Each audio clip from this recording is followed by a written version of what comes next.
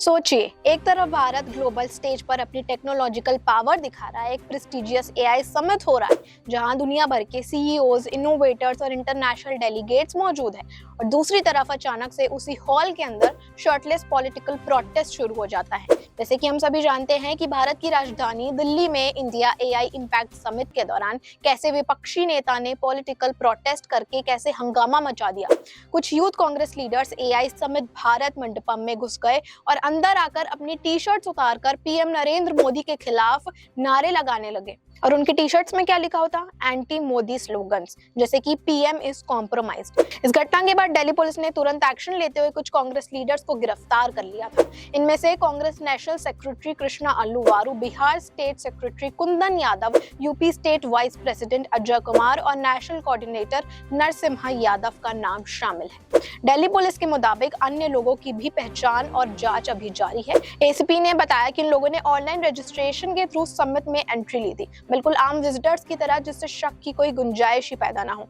Entry के वक्त ये लोग स्वेटर्स और जैकेट्स पहने आए थे, लेकिन हॉल नंबर 5 में पहुंचते ही उन लोगों ने अपने स्वेटर्स और जैकेट्स के साथ टी शर्ट भी उतार दी और प्रोटेस्ट शुरू कर दिया। समिट में मौजूद इंटरनेशनल डेलीगेट्स और टॉप सीईओज इस अचानक प्रोटेस्ट को देखकर हैरान रह गए।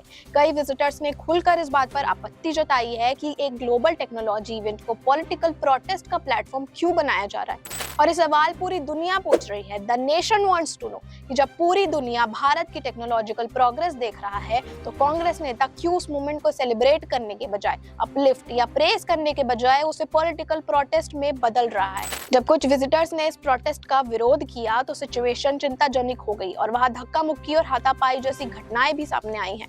इससे समिट का माहौल पूरी तरह से खराब हो गया। लेकिन एक बात तो बिल्कुल साफ है कि ये इवेंट हम बीजेपी या किसी पार्टी को स्पेसिफिकली रिप्रेजेंट नहीं कर रहे थे। तो जिन्हें लग रहा है कि बीजेपी को सपोर्ट कर रहे थे, so just to make it clear, political purpose तो था भी नहीं। पहली बात, यहाँ हम अपने भारत को रिप्रेजेंट कर रहे थे, भारत की कला प्रदर्शन कर रहे थे, यूथ की जॉब अपॉर्चुनिटीज, टेक्नोलॉजिकल एडवांसमेंट्स और भारत के भविष्य की बात हो रही थी। विकसित भारत 2047 की बात हो रही थी, जहाँ एक तरफ ब्राजील के president, French president Emmanuel Macron से लेके हर एक नेशनल और इंटरनेशनल डेलीगेट इसकी तारीफ कर रहा है, खुश नजर आ रहा है, अपने देश पे गर्व महसूस कर रहा है। वहाँ आप जबरन घुसकर प्रदर्शन कर रहे हो, वहाँ आप इंडिया को ग्लोरीफाई करने की जगह भारत को ठेस पहुंचा रहे हो।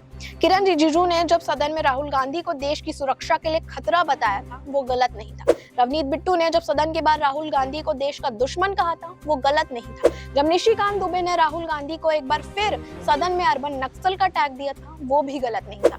राहुल गांधी और पूरी कांग्रेस पार्टी एंटी है, देशद्रोही है, हैंस प्रूव्ड। तो ये जो मोदी के खिलाफ एंटी स्लोगन्स आरोप लगाते हैं और जो इनका खुद का देश के खिलाफ एंटी बिहेवियर है, वो आज पूरा देश देख रहा है। और फर्क हमें भी पता है, आपको भी पता है और आज पूरे देश को भी पता है। आपको क्या लगता है, ये सब देखने के बाद जनता आपको पसंद करेगी, वोट देगी? एआई का मतलब इनके लिए आत्मनिर्भर India, artificial intelligence, ambitious India नहीं, बल्कि एंटी इंडिया है। इसलिए आपको जूते भी पड़ रहे हैं। आप होंगे बीजेपी विरोधी, लेकिन इस हरकत के बाद आप ना सिर्फ बीजेपी विरोधी हो, बल्कि देश विरोधी भी हो। बीजेपी ने आरोप लगाया है कि प्रोटेस्ट की योजना राहुल गांधी के घर पे हो रही थी। उसके बाद राहुल गांधी के घर के बाहर दिल्ली में जनता ने आक्रोश जताकर प्रदर्शन भी किया। जो खुद प्रोटेस्ट कर रहे थे, अब खुद प्रोटेस्ट का टारगेट बन के रह गए।